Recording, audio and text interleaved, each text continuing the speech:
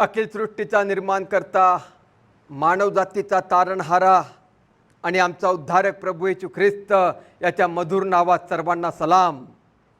सर्वांना सलाम. आपण आनंदी आहात का? देवाचे आभार मानूया, देवाला धन्यवाद देऊया की या सुंदर असा दिवस परमेश्वराने तुमच्या आणि माझ्या जीवनामध्ये दाखवलेला आहे. आजच्या मननासाठी जो शास्त्रभाग मी निवडलेला आहे, इपिस्करात पत्र याचा 4था अध्याय आणि वचन 15. इपिस्करात पत्र याचा 4था अध्याय आणि वचन 15. आणि आपल्या सर्वांसाठी ही वचनं मी वाचतो. तर आपण प्रीतीने सत्याला धरून मस्तक असा जो ख्रिस्त त्याच्या प्रत सर्व प्रकारे वाढावे. देवाचं वचन आम्हाला सांगत आहे, तर आपण प्रीतीने सत्याला धरून मस्तक असा जो ख्रिस्त त्याच्या प्रत सर्व प्रकारे वाढावे. प्रियजनांनो, आता जो माझा विषय आहे तो विषय आहे एक महान आणि आदर्श चर्च कोणतं. एक महान आणि आदर्श चर्च कोणता आहे?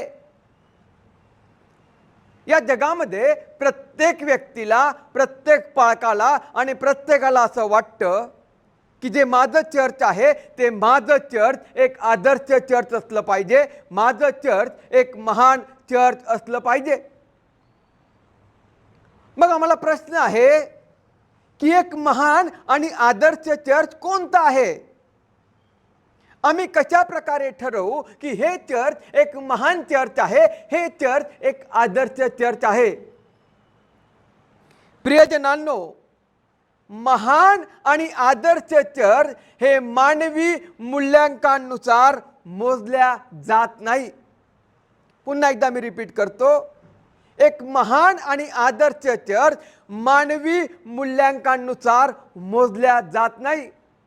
जसं की मोठ्या चर्चचं मोजमाप, लोकांची संख्या, भली मोठी इमारत, ऑफर केलेले कार्यक्रम, या मानवी मानकांद्वारे एक आदर्श चर्च हे आहे, एक महान चर्च हे आहे असं मोजमाप होत नाही.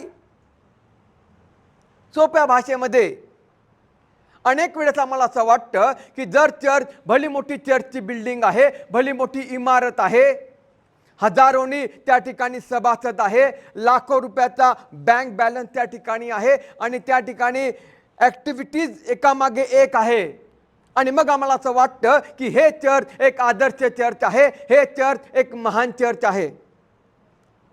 परंतु मला तुम्हाला सांगू द्या, या मानवी मूल्यांकनानुसार ते आदर्श चर्च होत नाही, ते महान चर्च होत नाही. मग आदर्श आणि महान चर्च कोणता आहे?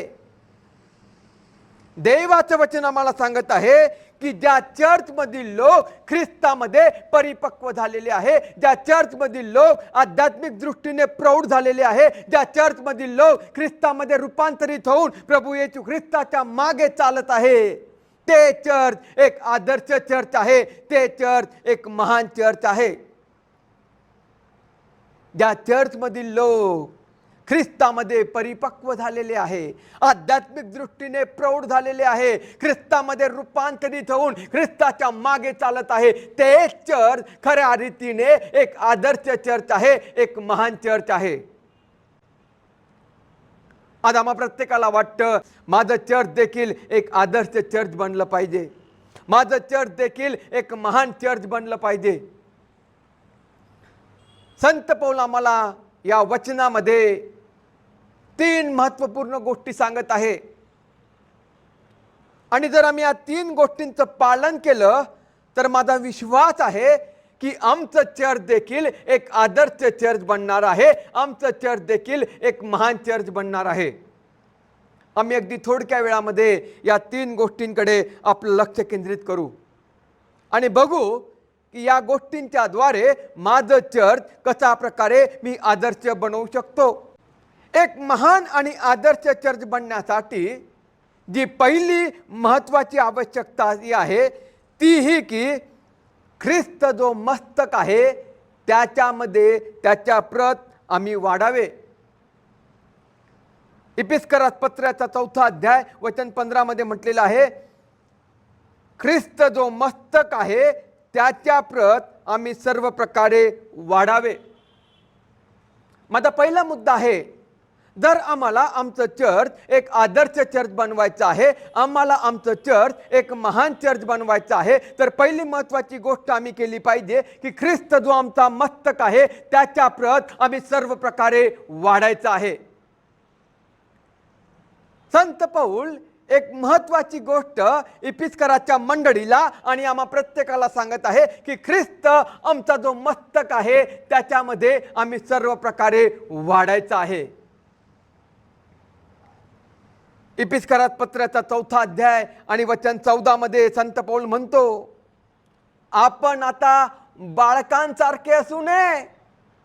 जे ख्रिस्ती लोक आहेत, जे विश्वासणारे लोक आहेत, त्या लोकांना संत पौल सांगत आहे की आता तुम्ही तुमचं जीवन त्या बालकासारखं जीवन जगू नका. एका लहान बाळकासारखं, एका लहान मुलासारखं तुम्ही तुमचं जीवन जगू नका. तर संत पौल सांगत आहे की आता तुम्ही त्या ख्रिस्तामध्ये सर्व प्रकारे वाढा. त्या ख्रिस्तामध्ये आम्ही वाढलं पाहिजे. प्रियजनांनो, जेव्हा एखाद्या व्यक्तीचं तारण होतं, तो प्रभू येशू ख्रिस्ताला आपला तारणारा म्हणून स्वीकार करतो, तेव्हा तो व्यक्ती आत्मिक रीतीने एका बालकासारखा बनतो. तो आत्मिक रीतीने एक लहान बालक बनतो आणि तेव्हापासून त्या व्यक्तीचा खऱ्या रीतीने आत्मिक प्रवास सुरू होतो. तुम्ही कितीही मोठे असा, तुम्ही कितीही प्रौढ असा, परंतु ज्या दिवशी तुम्ही प्रभू येशू ख्रिस्ताला तुमचा तारणारा म्हणून स्वीकार केलेला आहे, तुम्ही एका लहान बालकासारखे बनलेले आहात. एका लहान बालकासारखं तुमचं जीवन आहे आणि तेव्हापासून आमचा खऱ्या रीतीने आत्मिक प्रवास सुरू होतो आणि आम्ही आत्मिक रीतीने ख्रिस्तामध्ये वाढत जातो. संत पौल आम्हाला सांगत आहे की तुम्ही लहान बालकासारखं राहू नका, तर तुम्ही ख्रिस्तामध्ये सर्व प्रकारे वाढा, ख्रिस्तामध्ये परिपक्व व्हा. संत पौलाने या ठिकाणी टेलिओस हा ग्रीक शब्द परिपक्वतेसाठी वापरलेला आहे आणि टेलिओस या शब्दाचा अर्थ होतो की ख्रिस्तामध्ये सर्व पैलूंमध्ये वाढणं.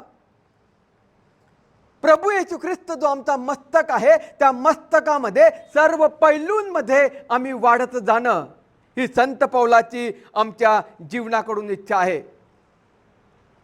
मग माझ्या प्रियांनो, ख्रिस्तामध्ये वाढणं म्हणजे काय? ख्रिस्तामध्ये वाढणं म्हणजे विश्वासामध्ये वाढणं. ख्रिस्तामध्ये वाढणं म्हणजे प्रभू येशू ख्रिस्ताचं शिक्षण अंगीकारून देवाच्या वचनाप्रमाणे जीवन जगणं. ख्रिस्तामध्ये वाढणं म्हणजे प्रभू येशू ख्रिस्तामध्ये रूपांतरित होऊन प्रभू येशू ख्रिस्ताच्या मागे मागे चालणं.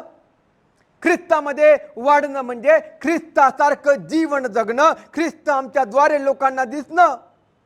ख्रिस्तामध्ये वाढणं म्हणजे जेव्हा लोक आमच्या जीवनाकडे बघतील तेव्हा त्यांना प्रभू येशू ख्रिस्ताचं दर्शन होईल, त्यांना प्रभू येशू ख्रिस्ताचा प्रकाश दिसेल आणि ते म्हणतील हे खरे ख्रिस्ती लोक आहेत. ख्रिस्तामध्ये वाढणं म्हणजे सर्व बाबतीमध्ये ख्रिस्तामध्ये वाढत जाणं. आणि आम्हाला सुंदर उदाहरण पवित्र शास्त्रामध्ये पाहायला मिळतं. प्रेषितांची कृत्ये याच्या 11व्या अध्यायामध्ये आम्हाला अंतुकिया मंडळीविषयी पाहायला मिळतं. ही परराष्ट्रीय लोकांमध्ये पहिली मंडळी स्थापन झाली. या मंडळीमधील जे लोक होते ते ग्रीक लोक होते. त्यांचं ग्रीक कल्चर होतं. त्यांची संस्कृती जगिक संसारिक होती. त्यांची संस्कृती पापमय होती. अनैतिक जीवन जगणारे ते लोक होते. परंतु जेव्हा या लोकांनी प्रभू येशू ख्रिस्ताचा स्वीकार केला, जेव्हा त्यांचं तारण झालं, त्यांचं जीवन बदलून गेलं, जेव्हा त्यांनी प्रभू येशू ख्रिस्ताचा स्वीकार केला, ते आत्मिक रीतीने एका लहान बालकासारखे झाले आणि त्यांनी आत्मिक रीतीने आपला प्रवास सुरू केला आणि बघता बघता ते आत्मिक रीतीने प्रौढ झाले, ख्रिस्तामध्ये वाढत गेले. त्यांनी आपल्या जुन्या स्वभावाला, आपल्या देह स्वभावाला त्या वधस्तंभावरती खिळून टाकलं. आपल्या जुन्या चालीरीती, आपलं घाणेरडं कल्चर, आपलं अनैतिक जीवन त्यांनी सोडून दिलं आणि प्रभूचं वचन काय सांगत आहे, त्या प्रभूच्या वचनानुसार ते ख्रिस्ती जीवन जगू लागले. ते ख्रिस्तामध्ये परिपक्व झाले, ते आध्यात्मिक दृष्ट्या प्रौढ झाले, ते ख्रिस्तामध्ये रूपांतरित झाले. आणि जेव्हा हे लोक रस्त्याने जेव्हा जाऊ लागले, तेव्हा या लोकांकडे बघून त्या भागातील लोक म्हणू लागले, अरे हे येशूचे अनुयायी आहे. आणि त्यांना पहिल्यांदा ख्रिस्ती नाव प्राप्त झालं. या अंतुकिया मंडळीच्या लोकांना पहिल्यांदा ख्रिस्ती नाव मिळालं. का मिळालं? कारण ते ख्रिस्तामध्ये परिपक्व झाले, ख्रिस्तामध्ये ते वाढत गेले, ते बालकासारखे राहिले नाही. प्रियजनांनो, जर आज आम्हाला आमची मंडळी एक परिपक्व मंडळी बनवायची आहे, आमची मंडळी एक आदर्श मंडळी बनवायची आहे, आमची मंडळी एक महान मंडळी बनवायची आहे, तर महत्त्वाची गोष्ट आहे आम्ही देखील ख्रिस्तामध्ये वाढत गेलं पाहिजे. ख्रिस्तामध्ये आम्ही परिपक्व झालं पाहिजे.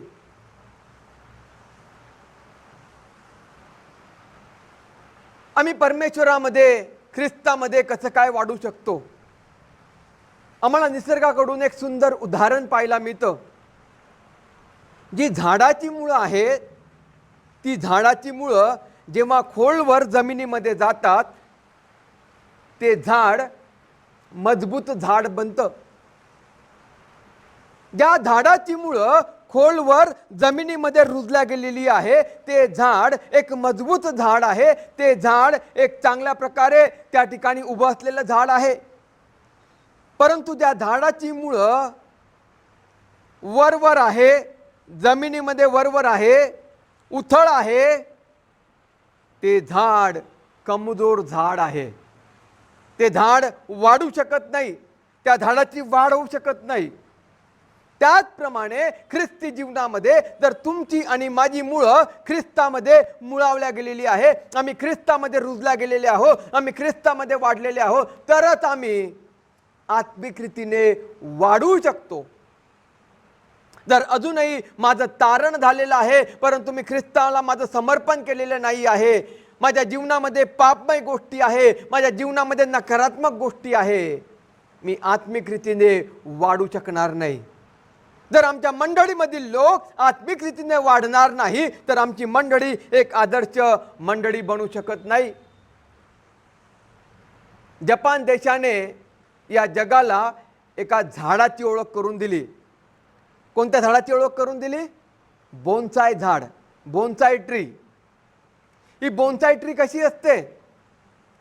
कितीही वर्ष झालं ते झाड तेवढंच राहतं. पिंपळाचं झाड म्हणा का वडाचं झाड म्हणा, जर पिंपळाचं झाड आणि वडाचं झाड जर बाहेर आहे, तर ते झाड खूप वाढतं, खूप मोठं वटवृक्ष ते बनतं. परंतु या जपानी लोकांनी त्या पिंपळाच्या झाडाला, त्या वडाच्या झाडाला बोन्साय करून ते झाड एवढ्याच प्रकारे राहतं. जे झाड बोन्साय करण्यात येतं, त्या झाडाची हाईट एवढीच असते. कितीही वर्ष झालं ते झाड तेवढंच बुटकं असतं. प्रियजनांनो, अनेक ख्रिस्ती लोकांचं जीवन त्या बोन्साय झाडाप्रमाणे झालेलं आहे. अनेक वर्षांपूर्वी आम्ही येशू ख्रिस्ताला आमच्या जीवनामध्ये तारणारा म्हणून स्वीकार केला, परंतु जेव्हा आम्ही आमच्या जीवनाचा विचार करतो, आम्हाला दिसून येतं की आम्ही आत्मिक रीतीने परिपक्व झालेले नाही, आम्ही आध्यात्मिक रीतीने प्रौढ झालेले नाही. अजूनही जुना मनुष्य माझ्या जीवनामध्ये वास करत आहे. माझा देह स्वभावानुसार मी माझं जीवन जगत आहे. पापमय अनैतिक गोष्टी माझ्या जीवनामध्ये आहे. मी देवाच्या विरुद्ध वागत आहे. माझ्या जीवनामध्ये ख्रिस्त दिसत नाही आहे. आणि याचा अर्थ आहे की अजूनही मी बालकासारखं जीवन जगत आहे. संत पौल आम्हाला सांगत आहे की ख्रिस्तामध्ये परिपक्व व्हा, ख्रिस्तामध्ये वाढा. प्रियजनांनो, आज प्रभूचं वचन तुमच्यासाठी आणि माझ्यासाठी आहे. जर आम्हाला आमचं चर्च एक आदर्श चर्च बनवायचं आहे, आमचं चर्च एक महान चर्च बनवायचं आहे, आम्ही ख्रिस्तामध्ये सर्व प्रकारे वाढलं पाहिजे. आपण एक दुसरी महत्त्वाची गोष्ट बघणार आहोत. एक आदर्श आणि महान चर्च बनण्यासाठी अजून काय असलं पाहिजे? पहिली गोष्ट आम्ही बघितलेली आहे, एक महान आणि आदर्श चर्च बनण्यासाठी आम्ही ख्रिस्तामध्ये सर्व प्रकारे वाढायचं आहे. आता दुसरी गोष्ट आपण बघणार आहोत. या ठिकाणी इफिसकरात पत्र याचा 4था अध्याय आणि वचन 15 मध्ये म्हटलेलं आहे, तर आपण प्रीतीने सत्याला धरून मस्तकाचा जो ख्रिस्त त्याच्या प्रत सर्व प्रकारे वाढावे. वचनामध्ये म्हटलेलं आहे सत्याला धरून. माझा दुसरा मुद्दा आहे, जर आम्हाला आमचं चर्च एक आदर्श चर्च बनवायचं आहे, आम्हाला आमचं चर्च एक महान चर्च बनवायचं आहे, तर आम्ही सत्याला धरून ठेवलं पाहिजे. जे सत्य आहे त्या सत्याला आम्ही धरून ठेवलं पाहिजे. आमच्या मंडळीने या सत्याला धरून ठेवलं पाहिजे. या ठिकाणी सत्य काय आहे? योहान कृत शुभवर्तमान याचा 14वा अध्याय आणि वचन 6 मध्ये म्हटलं आहे, येशूने त्याला म्हटले, मार्ग सत्य व जीवन मीच आहे. प्रभू येशू ख्रिस्त सांगत आहे, मार्ग सत्य व जीवन मीच आहे. मग सत्य काय आहे? सत्य प्रभू येशू ख्रिस्त आहे आणि त्या प्रभू येशू ख्रिस्ताला तुम्ही आणि मी धरून ठेवलं पाहिजे. प्रत्येक मंडळीने त्या प्रभू येशू ख्रिस्ताला, त्या सत्याला धरून ठेवलं पाहिजे. प्रियजनांनो, मत्ते कृत शुभवर्तमानाच्या 16वा अध्यायामध्ये आम्ही बघतो, जेव्हा प्रभू येशू ख्रिस्त आपल्या शिष्यांबरोबर फिलिप्पीच्या शहरामधून जात आहे आणि तो जात असताना आपल्या शिष्यांना प्रश्न करतो की लोक मला काय म्हणून ओळखता? आणि त्याचे शिष्य म्हणतात, आपण बाप्तिस्मा करणारा योहान आहात, आपण एलिया आहात, आपण संदेष्ट आहात. परंतु प्रभू येशू ख्रिस्त त्यांना म्हणत आहे, परंतु तुम्ही मला काय म्हणून ओळखता? आणि त्या ठिकाणी पेत्र म्हणतो की प्रभूजी, आपण देवाचे पुत्र आहात. पेत्र सांगत आहे की प्रभूजी, आपण देवाचे पुत्र आहात. या ठिकाणी पेत्र सत्य येशूच्या समोर सांगत आहे आणि प्रभू येशू ख्रिस्त पेत्राला म्हणत आहे, पेत्रा, जे सत्य तू प्रगट केलेलं आहे त्या सत्यावर मी माझी मंडळी रचणार आहे. पेत्रा, जे सत्य तू सांगितलेलं आहे की मी देवाचा पुत्र आहे, मी प्रभू आहे, या सत्यावरती मी मंडळी रचणार आहे. सत्य काय आहे? सत्य हे आहे, प्रभू येशू ख्रिस्त हा सत्य आहे. सत्य हे आहे, येशू ख्रिस्त देवाचा पुत्र आहे, तो आमचा प्रभू आहे, तो आमचा तारणारा आहे. सत्य काय आहे? तर सत्य प्रभू येशू ख्रिस्त आहे आणि त्या सत्याला आम्ही आमच्या जीवनामध्ये धरून ठेवलं पाहिजे. का संत पौल आम्हाला सांगत आहे की आम्ही सत्याला धरून ठेवावं? प्रियजनांनो, पहिले तिमोथी याचा 1ला अध्याय आणि वचन 3 मध्ये आम्हाला पाहायला मिळतं, संत पौल या ठिकाणी सांगत आहे, पहिले तिमोथी याचा 1ला अध्याय आणि वचन 3 मध्ये, मी मासिदोनियात जाताना तुला इफिसात राहावयाची विनंती केली, यासाठी की तू कित्येक लोकांना ताकीद द्यावी की त्यांनी अन्य शिक्षण देऊ नये. संत पौल या ठिकाणी तिमोथेला सांगत आहे, मी मासिदोनियाला जात असताना मी तुला इफिसला जायला सांगत आहे. का? कारण त्या ठिकाणी अनेक असे लोक आहेत की ते खोटं शिक्षण देत आहे, ते खोटं शिक्षण मंडळीमध्ये आणत आहे आणि त्या लोकांना धमकवण्यासाठी तू इफिसमध्ये जा. याचा अर्थ आम्हाला पाहायला मिळतं की पहिल्या शतकापासून मंडळांमध्ये खोट्या शिक्षणाने शिरकाव केला, सैतानाने शिरकाव केला, यासाठी की मंडळीमधील लोक ख्रिस्तापासून परावृत्त व्हावे, त्यांनी ख्रिस्ताला सोडून द्यावं, त्यांनी देवाचा मार्ग सोडून द्यावा आणि त्यांनी पापमय जीवनामध्ये त्यांनी नरकाच्या वाटेवरती जावं. आणि म्हणून पहिल्या शतकापासून मंडळांमध्ये खोट्या शिक्षणाने शिरकाव केला. संत पौल या ठिकाणी तिमोथेला सांगत आहे की तू इफिसला जा आणि लोकांना ताकीद दे की त्यांनी खोटं शिक्षण देऊ नये. आणि म्हणून संत पौल या ठिकाणी सांगत आहे की तुम्ही सत्याला धरून ठेवा.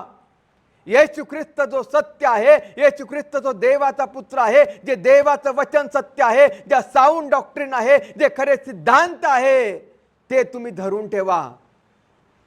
खोट्या सिद्धांताच्या मागे, खोट्या शिक्षणाच्या मागे जाऊ नका. प्रियजनांनो, आज या जगामध्ये अनेक खोट्या शिक्षणाचा शिरकाव झालेला आहे. Jehovah witness, only Jesus, 7 day advantage, Jerusalem माता, वेगवेगळ्या खोट्या प्रकारचं शिक्षण या जगामध्ये आलेलं आहे. जे सत्य आहे त्या सत्याला त्यांनी बाजूला केलेलं आहे, त्या प्रभू येशू ख्रिस्ताला बाजूला केलेलं आहे. जे पवित्र शास्त्र आमच्यासाठी सत्य आहे त्या पवित्र शास्त्राला त्यांनी बाजूला केलेलं आहे आणि ते खोट्या गोष्टींवर विश्वास ठेवत आहे. एक्स्ट्रा बिब्लिकल रेव्हेलेशनवर विश्वास ठेवत आहे.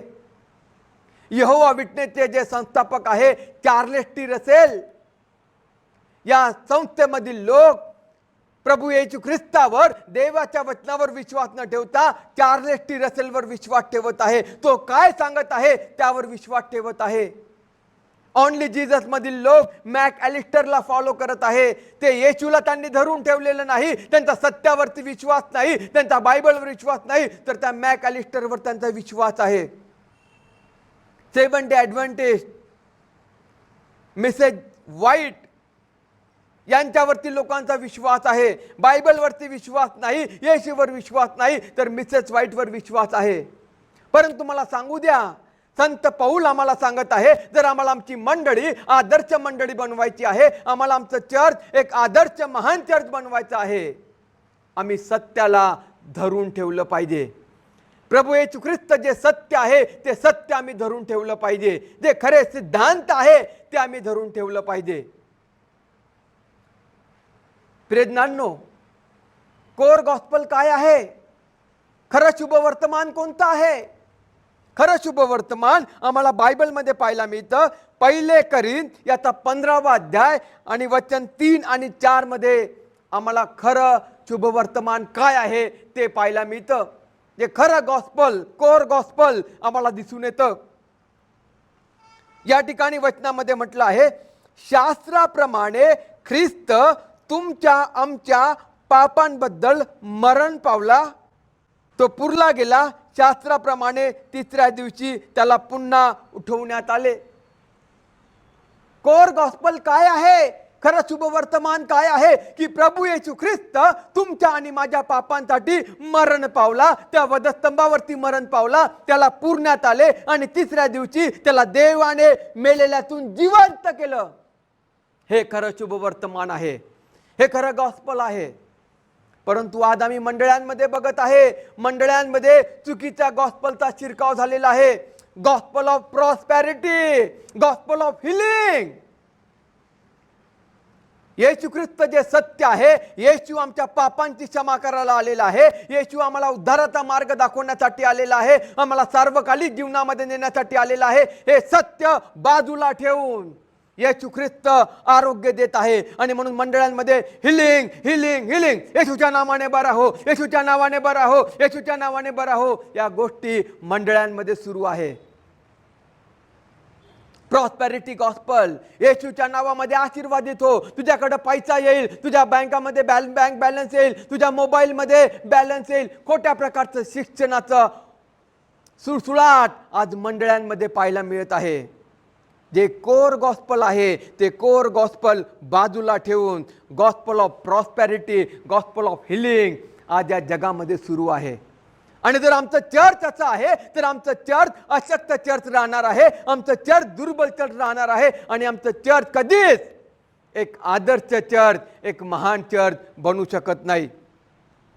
तर तुम्हाला आणि मला आमचं चर्च एक आदर्श चर्च बनवायचं आहे, एक महान चर्च बनवायचं आहे. आम्ही सत्याला धरून ठेवलं पाहिजे. प्रभू येशू ख्रिस्त जे सत्य आहे त्या सत्याला आम्ही धरून ठेवलं पाहिजे. जे खरे सिद्धांत आहे त्या सिद्धांतांना आम्ही धरून ठेवलं पाहिजे. जे कोर खरं गॉस्पल आहे ते आम्ही धरून ठेवलं पाहिजे. आणि जर आमची मंडळी सत्य धरून ठेवणार आहे तर आमची मंडळी कशी आहे? समुद्र पाहिला आहे तुम्ही? समुद्रामध्ये जहाज असतं आणि ते जहाज पाण्याच्या लाटांमुळे ते जहाज इकडे तिकडे हलू लागतं, इकडे तिकडे जातं. परंतु ते जहाज स्थिर राहण्यासाठी काय करण्यात येतं? समुद्रामध्ये अँकर नांगर टाकण्यात येतं. त्या जहाजावरून समुद्राच्या पाण्यामध्ये अँकर नांगर टाकण्यात येतं आणि जेव्हा ते नांगर अँकर त्या खोल पाण्यामध्ये जातं ते जहाज त्या ठिकाणी स्थिर राहतं. ते जहाज इकडे तिकडे जात नाही, ते जहाज इकडे तिकडे होत नाही, ते एकाच ठिकाणी स्थिर राहतं. प्रियजनांनो, त्याचप्रमाणे जर प्रभू येशू ख्रिस्तावर आम्ही विश्वास ठेवलेला आहे, ते सत्य आम्ही धरून ठेवलेलं आहे, खरे सिद्धांत आम्ही धरून ठेवलेले आहे, आम्ही कोर गॉस्पल धरून ठेवलेलं आहे. कितीही लोक आमच्याकडे आले, आम्हाला खोटं शिक्षण दिलं, आम्हाला खोट्या शिक्षणाने भुलवलं, आम्हाला चुकीचं गॉस्पल सांगितलं, आमची मंडळी कधीच हलणार नाही, आमची मंडळी कधीच हेलकावणार नाही, आमच्या मंडळीमधील लोक कधीच खोट्या शिक्षणाच्या मागे जाणार नाही. आणि म्हणून गरज आहे जे सत्य आहे ते आमच्या जीवनामध्ये धरून ठेवण्याची. एक आदर्श आणि महान चर्च हेच आहे की ज्या चर्चमध्ये खऱ्या गोष्टी आहे, सत्य आहे आणि सत्य लोकांनी धरून ठेवलेलं आहे. कोणा एका महान व्यक्तीने म्हटलेलं आहे, निरोगी चर्च हे मोठ्या चर्चपेक्षा कितीतरी अधिक शक्तिशाली आहे. एक निरोगी चर्च मोठ्या चर्चपेक्षा कितीतरी अधिक शक्तिशाली आहे. प्रियजनांनो, म्हणून आमच्या मंडळीमध्ये आम्ही पवित्र शास्त्राचं शिक्षण दिलं पाहिजे, आम्ही लोकांना सत्य सांगितलं पाहिजे, आम्ही लोकांना खरे सिद्धांत शिकवले पाहिजे. आणि जेव्हा आम्ही असं करू तेव्हा आमची मंडळी सत्याला धरून ठेवेल आणि मग आमची मंडळी एक आदर्श आणि महान मंडळी बनेल. एक आदर्श आणि महान मंडळी बनण्यासाठी पहिली गोष्ट आम्ही बघितलेली आहे की आम्ही ख्रिस्तामध्ये सर्व प्रकारे वाढायचं आहे. आम्ही दुसरी गोष्ट बघितली, एक आदर्श महान चर्च बनण्यासाठी आम्ही जे सत्य आहे ते सत्य धरून ठेवलं पाहिजे. तिसरी आणि शेवटली गोष्ट आपण बघणार आहोत. पुन्हा एकदा आपण वचनाकडे जाऊ. इफिसकरास पत्र याचा 4था अध्याय आणि वचन 15 मध्ये म्हटलेलं आहे, तर आपण प्रीतीने सत्याला धरून मस्त कसा जो ख्रिस्त त्याच्या प्रत सर्व प्रकारे वाढावे. प्रीतीने सत्याला धरून. माझा तिसरा मुद्दा आहे, जर आम्हाला आमचं चर्च एक महान चर्च बनवायचं आहे, आम्हाला आमचं चर्च एक आदर्श चर्च बनवायचं आहे, तर आम्ही एकमेकांवर प्रीती केली पाहिजे. जर आम्हाला आमचं चर्च एक महान चर्च बनवायचं आहे, एक आदर्श चर्च बनवायचं आहे, तर आम्ही एकमेकांवर प्रीती केली पाहिजे. प्रेमाचा सुगंध या मंडळीमध्ये दरवळला पाहिजे. अध्याय 4 मध्ये संत पौल विश्वासणाऱ्यांना प्रेमामध्ये वाढण्यास आणि अधिकाधिक प्रेमळ होण्यास प्रोत्साहित करत आहे. जर तुम्ही अध्याय 4 जर वाचला तर अध्याय 4 मध्ये तुम्हाला पाहायला मिळेल, संत पौल आम्हाला प्रेमामध्ये वाढण्यास आणि अधिकाधिक प्रेमळ होण्यासाठी प्रोत्साहित करत आहे. का करत आहे?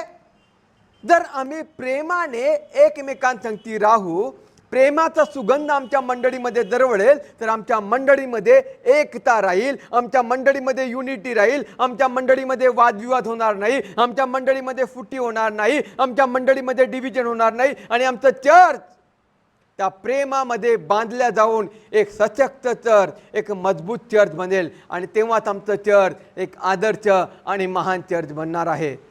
आणि म्हणून संत पौल म्हणतो की तुम्ही प्रीती, एकमेकांवर प्रीती करा.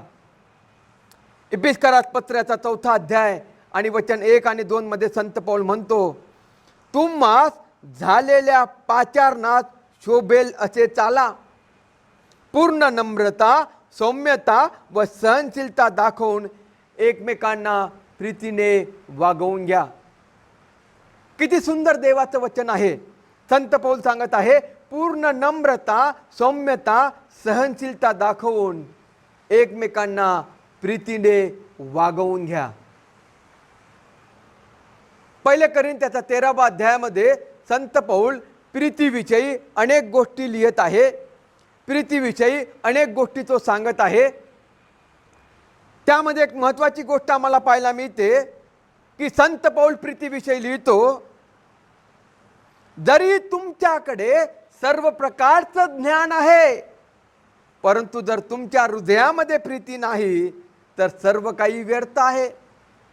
तुमच्याकडे सर्व ज्ञान आहे, सर्व ज्ञानाने तुम्ही भरलेले आहात, परंतु तुमच्या हृदयामध्ये जर प्रीती नाही तर तुमचं जीवन निरर्थक आहे, व्यर्थ आहे. त्या जीवनाला कोणताच अर्थ नाही. आणि म्हणून प्रियांनो, महत्त्वाची गोष्ट आहे, आम्ही एकमेकांवर प्रीती केली पाहिजे. अनेक वेळेस मंडळीमध्ये आम्हाला काही लोक सापडतात. 2 प्रकारचे लोक प्रामुख्याने मंडळांमध्ये दिसून येतात. की ते लोक फार कडक असतात, शिस्तबद्ध असतात, त्यांना सत्य बोलायला आवडतं, परंतु त्यांच्या हृदयामध्ये प्रीती नसते. ते निष्ठुरतेने आम्हाला सत्य सांगत असतात. ते निष्ठुर रीतीने आमच्या चुका दाखवतात. दुसऱ्यांना वाईट वाटेल याचा ते विचार करत नाही. तर कशा प्रवृत्तीचे लोक आहेत की त्या लोकांना चुका दाखवायला आवडतं. ते सत्य दाखवतात, ते चुका दाखवतात, परंतु त्या चुका निष्ठुरपणे, अगदी चुकीच्या पद्धतीने लोकांना चुका दाखवतात, सत्य दाखवतात. ते लोकांचा विचार करत नाही की लोकांना हर्ट होईल, लोक दुःखी होईल.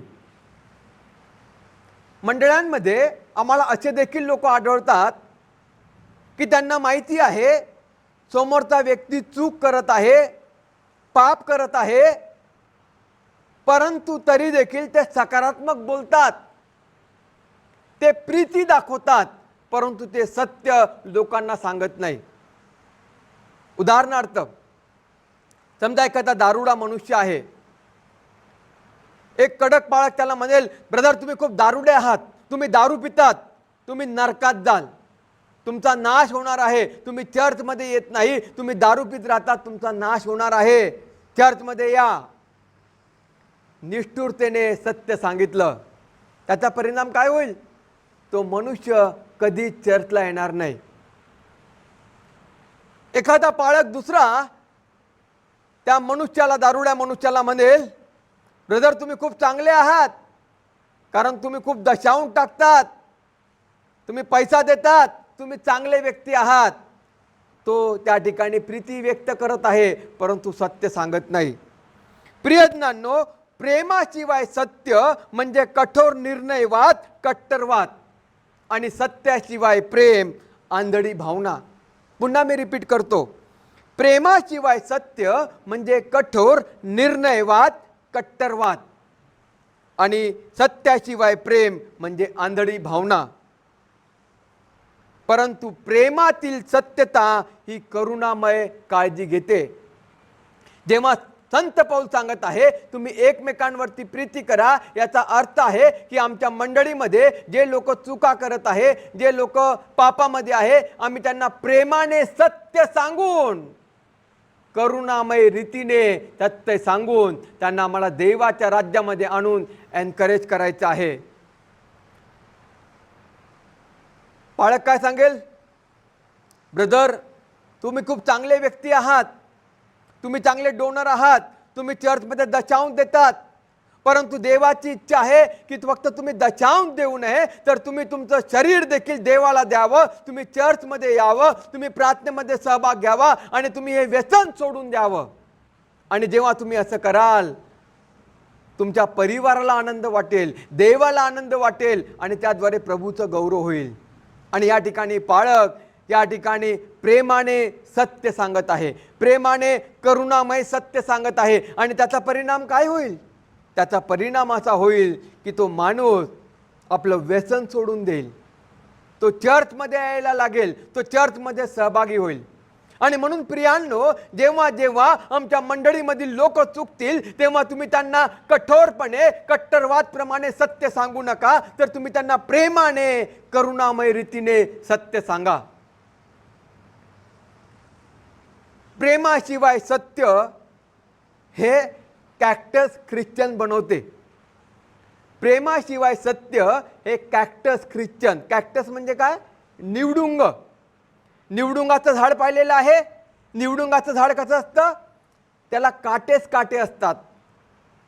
जे ख्रिस्ती लोक निष्ठुरपणे लोकांच्या चुका दाखवतात, लोकांना सत्य सांगतात, ते लोक त्या निवडुंग झाडासारखे, त्या कॅक्टस सारखे आहे. चांगले आहे, चांगले गुण त्यांच्यामध्ये आहे, सुंदर ते दिसतात. आम्ही कॅक्टस झाड आमच्या घरामध्ये कुंड्यांमध्ये लावतो, परंतु आम्ही कॅक्टसच्या जवळ जात नाही, आम्ही कॅक्टसला चिटकून बसत नाही, कारण आम्हाला माहिती आहे की त्याला काटे आहे आणि ते काटे आम्हाला टोचणार आहे, आणि आम्ही त्या कॅक्टस पासून दूर राहतो. जे ख्रिस्ती लोक निष्ठुरपणे सत्य सांगतात, कट्टरवादप्रमाणे सत्य सांगतात, त्यांच्या ठाई प्रेम नाही, ते लोक त्या कॅक्टस झाडासारखे आहे, त्या निवडुंग झाडासारखे आहे. लोकांना त्यांच्या संगती राहायला आवडत नाही, लोक त्यांच्यापासून दूर होत जातात, लोक त्यांच्यापासून दुरावल्या जातात. आणि म्हणून आम्हाला सत्य प्रेमाने सांगायचं आहे. पुढे आपण बघूया, सत्याशिवाय प्रेम म्हणजे तुम्ही लोकांवर प्रेम करत आहे परंतु त्यांना तुम्ही सत्य सांगत नाही, तर तुम्ही काय आहात? तुम्ही कॉटन कॅन्डीला सारखे आहात. कॉटन कॅन्डीला काय आहे? बुड्डी का बाल. बुड्डी का बाल खाल्लंय कधी लहानपणी? खाल्लंय, बरोबर. कसं असतं बुड्डी का बाल? बुड्डी का बाल दिसायला सुंदर दिसतं, परंतु एकदम हलकं असतं. आम्ही त्याला हातामध्ये घेतलं की ते दबून जातं, आम्ही त्याला तोंडामध्ये घेतलं की ते विरघळून जातं. त्याच्यापासून कोणतीही पौष्टिक गोष्ट मिळत नाही, त्याच्यापासून कोणताही आनंद मिळत नाही, ती गोष्ट क्षणामध्ये विरघळून जाते. जे लोक मंडळांमध्ये सत्य लपवून फक्त प्रेमाच्या गोष्टी करतात, ते लोक त्या कॉटन कॅन्डीला सारखे, त्या बुड्डी का बाल सारखे आहे, कोणत्याच प्रकारचे कामाचे नाही. आणि म्हणून संत पौल म्हणत आहे की तुम्ही प्रेमाने सत्य लोकांना सांगा, मंडळीतील लोकांना प्रेमाने सत्य सांगा. इपिस्करात पत्र याचा 4था अध्याय आणि वचन 29 मध्ये म्हटलं आहे, इपिस्करात पत्र याचा 4था अध्याय वचन 29 मध्ये म्हटलं आहे, तुमच्या मुखातून कसलेच कुचके भाषण न निघो, पण गरजेप्रमाणे उन्नती करता जे चांगले तेच मात्र निघो, यासाठी की तेने करून ऐकणाऱ्यांना कृपादान प्राप्त व्हावं. संत पौल म्हणत आहे की जे आमचं मुख आहे त्या मुखातून कोणतंच कुचकं भाषण निघू नये, कोणत्या चुकीच्या गोष्टी निघू नये, की आमच्या बोलण्याच्या द्वारे, आमच्या कृतीच्या द्वारे लोक हर्ट होतील, लोक दुखावल्या जातील आणि मंडळीपासून दूर जातील. संत पौल सांगत आहे, तुमच्या मुखातून अशी वाणी काढा, अशी मधुर वाणी काढा की त्या वाणीच्या द्वारे लोकांना उत्तेजना प्राप्त होईल. प्रभू येशू ख्रिस्ताकडून एक महत्त्वपूर्ण गोष्ट आपण शिकू शकतो. प्रभू येशू ख्रिस्त जेव्हा या जगामध्ये आला तेव्हा तो जगातदार, जे पापी जगातदार लोक होते, त्या जगातदार लोकांमध्ये, वेश्यांमध्ये, पापमय लोकांमध्ये त्याने सेवा केली. त्याने त्या लोकांना निष्ठुरपणे त्यांचे पाप दाखवले नाही, त्यांच्या चुका दाखवल्या नाही. जे शास्त्री, जे परुषीचे याजक लोक होते ते त्या लोकांकडे निष्ठुरतेने बघत होते, निष्ठुरतेने त्यांना सत्य सांगत होते की तुम्ही पापी आहात, तुमच्या जीवनामध्ये काहीच उपयोग नाही, तुम्ही देवाच्या राज्यामध्ये येऊ शकत नाही. आणि ते लोक समाजाच्या मुख्य प्रवाहाच्या पुष्कळ मागे गेले होते. परंतु जेव्हा प्रभू येशू ख्रिस्त या जगामध्ये आला, तो त्या लोकांमध्ये गेला, त्या पापी लोकांमध्ये गेला, त्या जकातदारांमध्ये गेला, त्या वेश्यांमध्ये गेला आणि प्रभू येशू ख्रिस्ताने त्यांना प्रेमाने सत्य सांगितलं. प्रभू येशू ख्रिस्ताने सांगितलं की जो मार्ग तुम्ही निवडलेला आहे तो चुकीचा मार्ग आहे, त्याद्वारे तुम्ही नरकामध्ये जाणार आहात. आणि म्हणून त्या प्रभू येशू ख्रिस्ताने त्यांना प्रभूच्या वचनामधून मार्गदर्शन केलं, देवाच्या वचनातून मार्गदर्शन केलं. आणि शास्त्र सांगतं की ते लोक मुख्य प्रवाहामध्ये आले. काय घडलं? कारण ख्रिस्ताने प्रेमाने त्यांना सत्य सांगितलं. अजून एक उदाहरण सांगतो. पेत्राने प्रभू येशू ख्रिस्ताचा 3 वेळेस नाकार केला. प्रभू येशू ख्रिस्ताला वधस्तंभावर देण्यात आलं, त्याचं पुनरुत्थान झालं आणि शास्त्रामध्ये सांगितलेलं आहे की पेत्र आपल्या शिष्यांबरोबर रात्रीच्या वेळेस मासे पकडत आहे आणि प्रभू येशू ख्रिस्त त्या ठिकाणी प्रगट होत आहे. आणि जेव्हा पेत्र प्रभू येशू ख्रिस्ताला बघतो तेव्हा पेत्र घाबरून जातो, त्याला भीती वाटते आणि तो बघतो की समोर प्रभू येशू ख्रिस्त आहे आणि त्याची प्रभू येशू ख्रिस्तासंगती बोलण्याची हिंमत होत नाही. तो प्रभू येशू ख्रिस्ताच्या जवळ जात नाही. या ठिकाणी आम्हाला पाहायला मिळतं पेत्र येशू ख्रिस्तासंगती बोलत नाही आहे, परंतु येशू ख्रिस्त स्वतः बोलत आहे. जरी पेत्राने 3 वेळेस नाकारलं, पेत्राने गुन्हा केला, परंतु प्रभू येशू ख्रिस्त मोठं मन दाखवून येशू ख्रिस्त पेत्रासंगती स्वतःहून बोलत आहे. अनेक वेळेस जेव्हा आम्ही आमच्या जीवनाचा विचार करतो, आम्ही काय करतो? नाही, त्या व्यक्तीने चूक केली, तो व्यक्ती माझ्या विरुद्ध वागला आणि आम्ही फुगून बसतो. नाही, पहिले त्याने बोलावं आणि मग मी बोलेल. तो बोलणार नाही तर मी देखील बोलणार नाही. परंतु प्रभू येशू ख्रिस्ताकडून आम्हाला शिकायला मिळत आहे. प्रभू येशू ख्रिस्त स्वतः पेत्रासंगती बोलत आहे. अनेक वेळेस जेव्हा कोणी चुकतं, कोणी आमच्या विरुद्ध वागतं, तेव्हा आम्ही काय करतो? आम्ही संधी शोधतो. केव्हा हा व्यक्ती माझ्या हातामध्ये सापडतो आणि मग मी याला गंमत दाखवतो, मी याला ह्युमिलिएट करतो, मी याला अपमानित करतो. आम्ही संधी शोधत असतो की मी कशा प्रकारे त्या व्यक्तीचा अपमान करेल, त्या व्यक्तीला ह्युमिलिएट करेल. हा मानवी स्वभाव आहे. परंतु प्रभू येशू ख्रिस्ताने काय केलं? त्या ठिकाणी शिष्य होते, त्या ठिकाणी पेत्र होता आणि प्रभू येशू ख्रिस्त पेत्राला म्हणत आहे, पेत्रा, तू माझ्यावर प्रेम करतो का?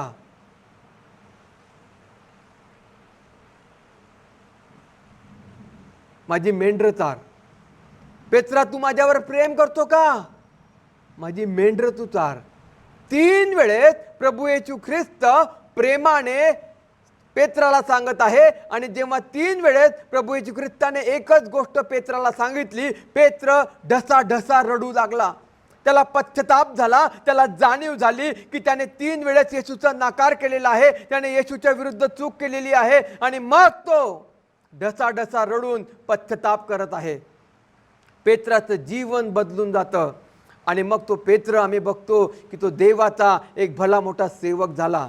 त्याने येशूची महान गौरवी सेवा केली, त्याने मंडळांची स्थापना केली. काय घडलं?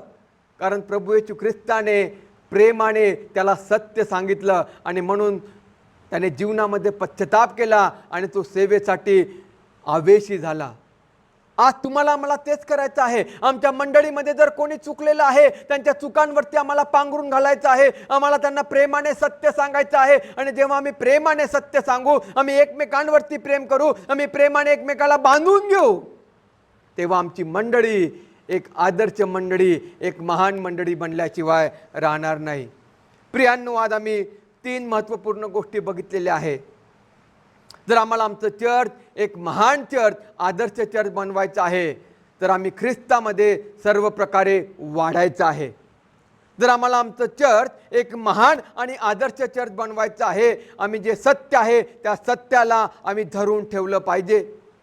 जर आम्हाला आमचं चर्च एक महान चर्च बनवायचं आहे, एक आदर्श बनवायचं आहे, तर आम्ही प्रीतीने एकमेकाला बांधून घेतलं पाहिजे. प्रेमाचा सुगंध आमच्या मंडळीमध्ये दरवळला पाहिजे. आणि जेव्हा प्रीतीने आम्ही एकमेकांसंगती वागू तेव्हा आमची मंडळी एक सशक्त मंडळी, एक आमच्या मंडळीमध्ये युनिटी येईल, आमच्या मंडळीमध्ये एकता होईल आणि आमची मंडळी एक आदर्श आणि महान मंडळी बनेल. देवबाप, या वचनाच्याद्वारे तुम्हाला आणि मला आशीर्वाद देव. आपण आपले डोळे बंद करू, आपल्या मान झुकवू आणि आलेल्या वचनाचा विचार करू.